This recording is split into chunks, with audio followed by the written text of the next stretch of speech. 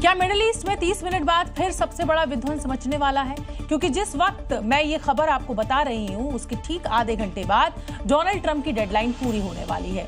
Deadline Hormuz strait को block करने की, क्योंकि ईरान ने हॉर्मुज से निकलने के लिए टोल वाला दांव चला है और उसी दांव को फेल करने के लिए ट्रंप ने ब्लॉक वाली धमकी दे दी है। लेकिन डोनाल्ड ट्रंप की इस ब्लॉक करने वाली धमकी का ईरान पर असर होता नहीं दिख रहा है, क्योंकि ईरान जानता है कि वो हॉर्मुज के आसपास फारस की खाड़ी में कितना मजबूत है।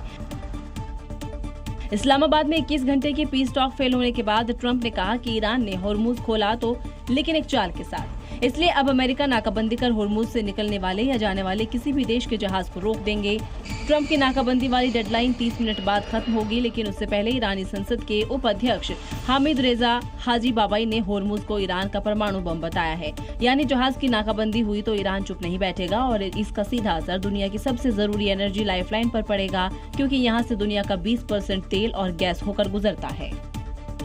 ईरान के स्ट्रेट ऑफ हॉर्मुज में चोक पॉइंट वॉरफेयर के जवाब में अमेरिका ने नेवल ब्लॉकेड प्लान बनाया है और यही प्लान विध्वंस का कारण भी बनेगा, क्योंकि ट्रंप का ये प्लान कहीं ना कहीं ईरान को उकसाने वाला माना जा रहा है। हॉर्मुज से गुजरने के लिए ईरान की टोल नीति। ईरान ने हॉर्मुज से गुजरने के लिए टोल टैक्स लगाया। अमेरिका का हॉर्मुज में ब्लॉकेड वाला अब प्लान है। दुश्मन के पोर्ट्स, हवाई अड्डे, तटों की घेराबंदी करना। मकसद किसी भी देश के जहाज को आने जाने से रोकना है। अमेरिका का ब्लॉकेड प्लान उकसावे वाली रणनीति कहा जा रहा है। ईरान अमेरिका के युद्धपोतों पर अटैक करेगा। अमेरिका ईरान पर पलटवार करते हुए हमला करेगा। अमेरिका बचाव में की गई कार्रवाई बताकर सीज फायर तोड़ देगा। अमेरिका हॉर्मुज स्ट्रेट पर नाकेबंदी करने वाला है और इस ऐलान और पीस टॉक विफल होने के बाद दुनिया पर इसका असर अब दिखने लगा है। कच्चे तेल की कीमतों से लेकर भारतीय शेयर बाजार में भी इसका साफ साफ असर दिखा है। यानी अगर नाकेबंदी हुई तो दुनिया की अर्थव्यवस्था गड़बड़ा जाएगी। क्योंकि ये लड़ाई और खींचतान सिर्फ 2 देशों तक नहीं होगी, बल्कि इसका असर दुनिया पर पड़ेगा और तनाव का केंद्र है हॉर्मुज, जो फारस की खाड़ी को वैश्विक बाजार से जोड़ने वाला जलमार्ग है, जहां से दुनिया का तेल का बड़ा हिस्सा होकर गुजरता है। और जैसे ही अमेरिका ने हॉर्मुज में नेवल ब्लॉकेड की बात कही है, अर्थव्यवस्था को झटका लगना शुरू हो गया है।